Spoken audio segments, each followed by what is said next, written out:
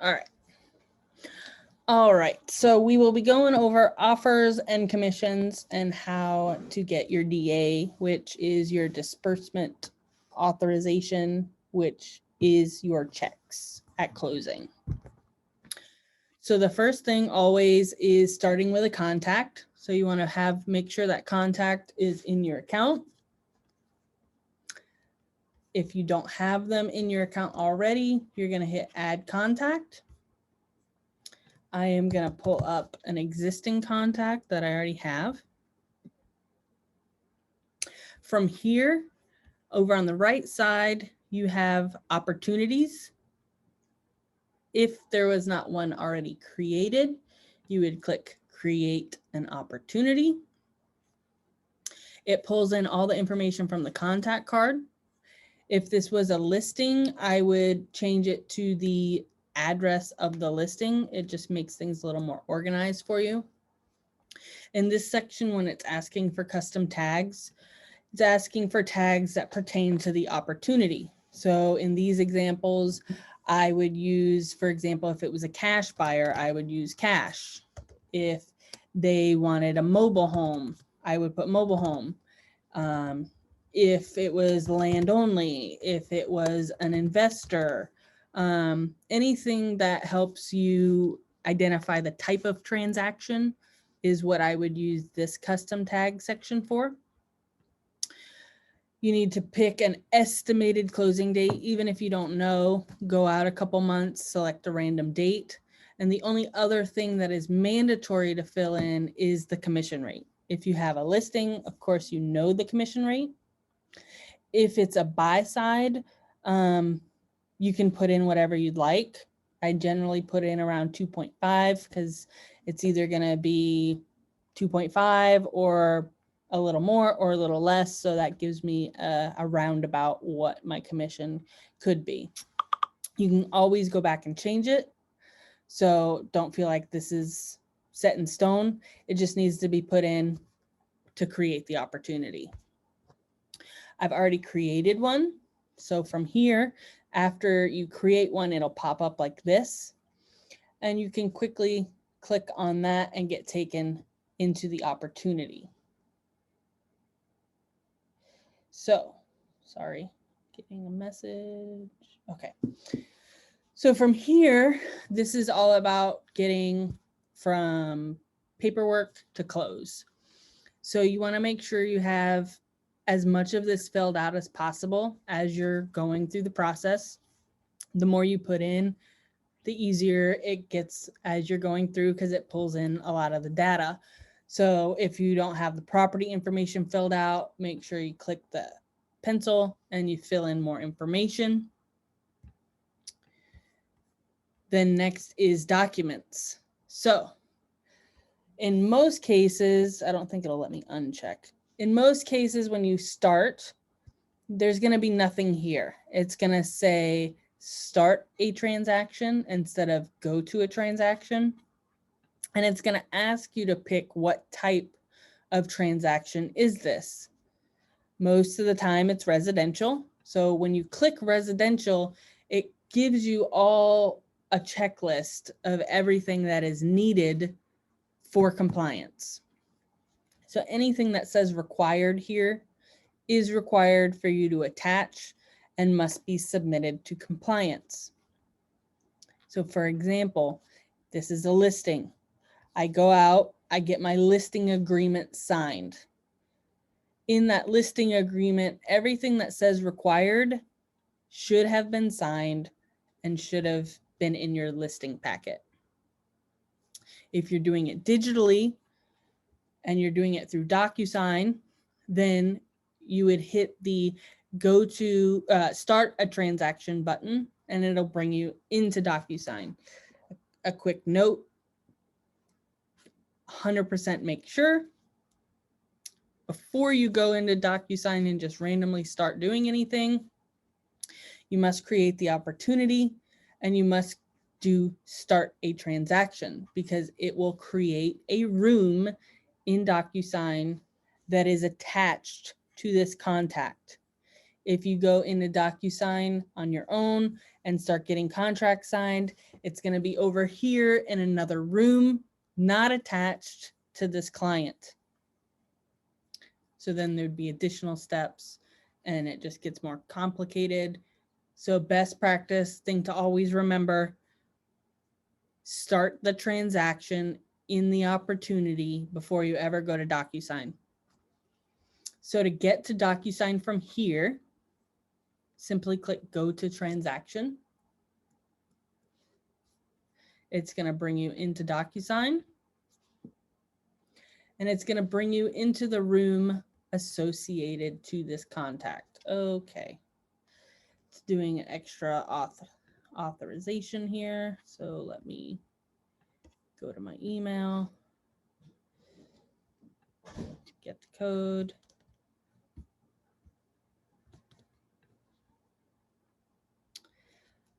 So we are logging in, and as you can see in the top left, it's pulled the contact information. It is attached to that contact. If I had just come into DocuSign and started creating stuff, it would not be attached to anything in Command. It would just be in DocuSign on its own and not attached to anything in Command. And I'll show you why that's important. So say we're in here, we're getting our documents signed, we send over the documents, they come back. I need to attach the files here to everywhere it says required document. I can simply click Add File, the DocuSign button, and everything that is in my room is right here for me to click and attach. If I did not start the transaction here in Command, I would not be able to see anything, any of my documents at all. It would not be attached. That is why it is so important to start the transaction from the opportunity so that your room is connected to DocuSign. If you had done handwritten papers and the papers are on your computer, you can simply click Manual and find the files on your computer and drag them in that way. So you would just randomly assign each document to the proper title. So conditionally required, obviously, if the house does not have home association, you do not need to do that form. If the house is not a lead-based paint disclosure, then you don't need to have a lead-based paint. That's why they say conditionally. The affiliated business disclosure is only in the event that you're using Smart Title. So again, required, it's required. So you would go through, you would attach all documents, and then you would submit to the Market Center. Then our compliance person is going to go through and make sure every line and every T is crossed and every I is dotted, and it'll approve or reject your submission. Maybe you forgot a date or something. She will then just write that it was rejected, and you'd have a little note on why. I'll show you what one looks like in a second that's completed. So you have your listing packet done. You put the house on the market. Are there any questions at this point? Okay. So you have the house on the market, you've listed it, and now we're under contract. Or you've started to receive a bunch of offers. So for example, I'm now going to switch out of this one to give you a better understanding. We are going to go into a multiple offer situation. Next, you go to this Offers and Commissions tab. As you can see, there's been multiple offers. It's as simple as clicking Add New Offer, Create an Offer.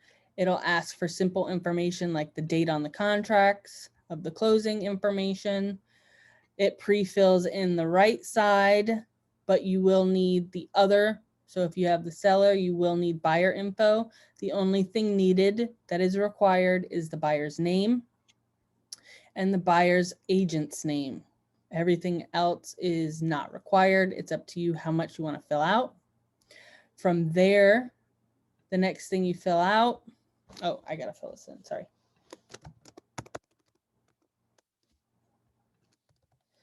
From there, you click next. Here it's asking for price terms. So if they're putting any money down, how much they're financing, and then their escrow amount. The extra stuff is if they are asking for closing costs, any extra fees, things like that, you would fill it in here. Next is pro and cons. So you know the seller, you know what they're looking for, what means the most to them. So in certain instances, if a shortened inspection period maybe is a pro, or flexible closing date, and then a con could be a specific addendum, or they need to sell their house before they can purchase this one.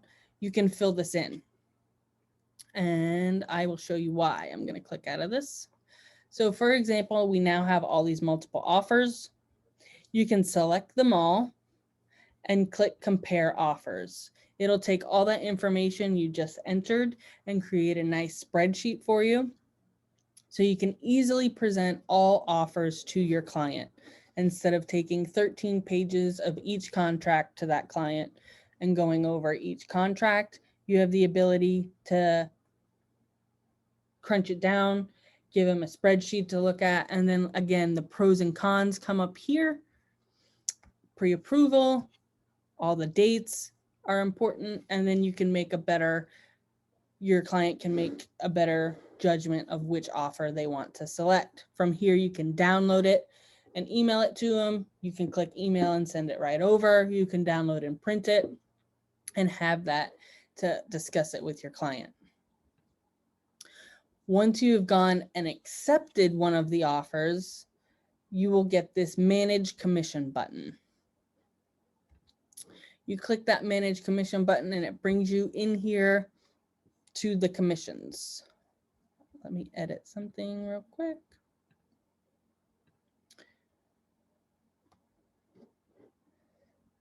And let me edit something else. There we go.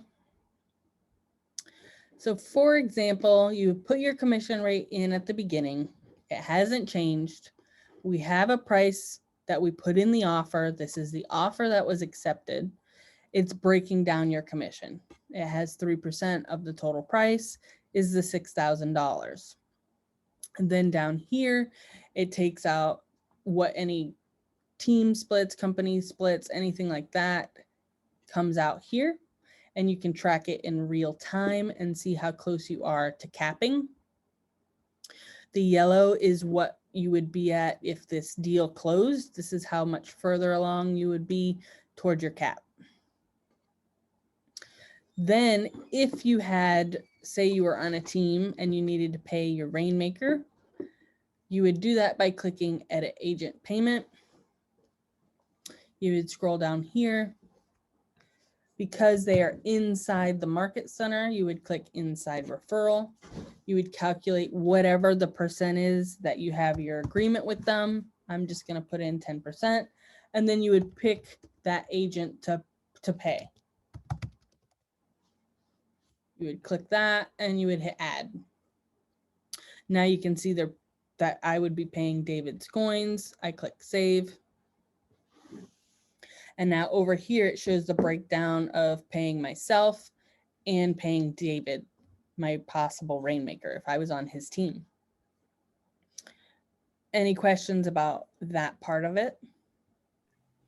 No, yeah, it all makes sense. It's just a matter of when I get using it, getting used to flying around the screen faster.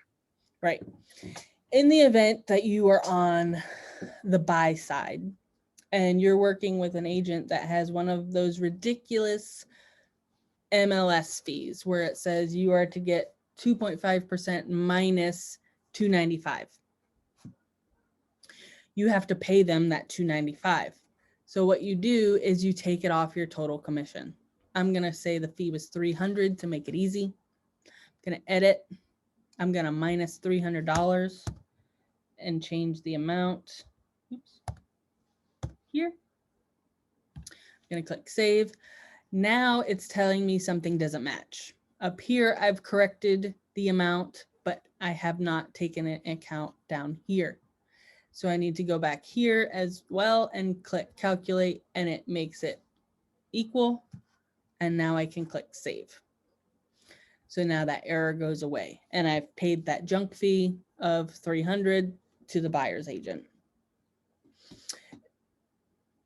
Those are the two times that's really, it's more on the buy side when there's fees come up that you would adjust for those fees. Another few things to keep in mind: in your listing packet, in your buying packet, there is a KW disclosure that is telling every client that they have a $295 Keller Williams fee for doing the transaction. They sign that. Generally, that $295 fee comes out on the Alta. They never pay it. It just comes out in the closing docs and the statements. You are able to give away one free $295 to any client of your choosing once a year. You are also able to give yourself the $295 fee free if you are closing on your own home, or if immediate family is closing with you. You are able to waive that fee. In the event you are either paying the fee for your client because your client refuses to pay it and you want to keep the deal, or you are using one of your free ones, over here on the right side, there's a note option. Put whatever note needs to be put that makes sense, because every transaction, Katie is automatically going to take out a $295 fee unless otherwise told. So if you are using a free one, make sure you explain that. If you are paying it for your client, make sure you're explaining that. So Yeah, that makes sense. Jay also talks about this in his contract class. Okay. So if everything made sense, if everything was done properly, at this point, you would click submit. So to recap, you have put in your listing documents and submitted them. You've now done an offer and the commissions tab, and you have submitted them. What's next is to also make sure when you went under contract, you need to now supply the Market Center with a fully executed contract that has been signed by both parties.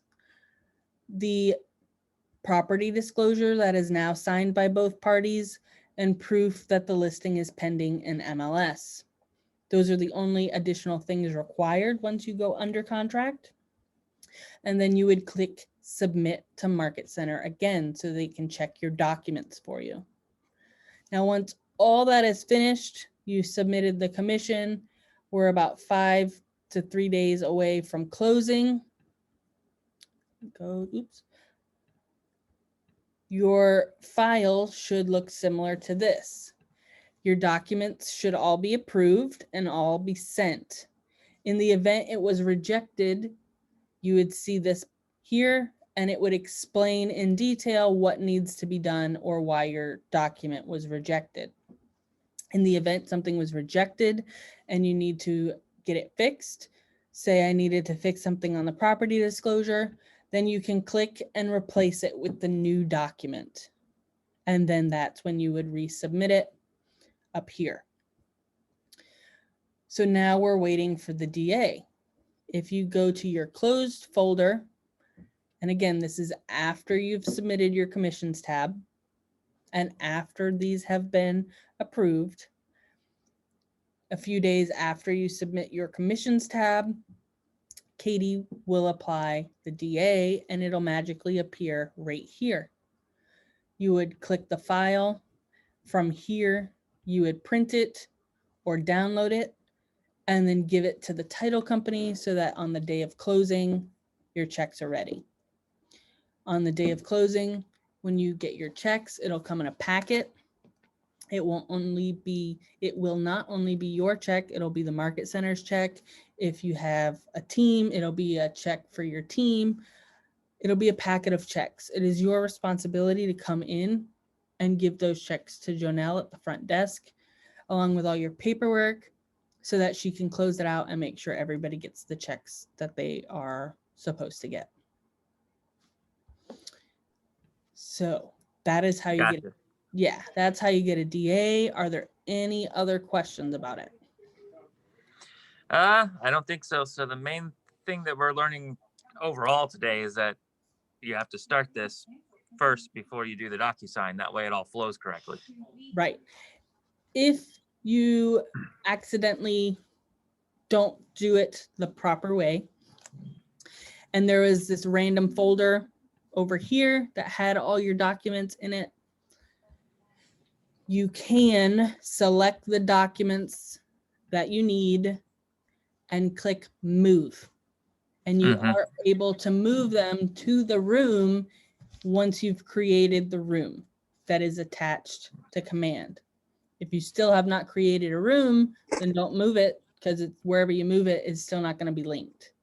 So it gives you extra steps. You're going to have to go in and move documents around, and you're still going to have to go back in here and start a transaction.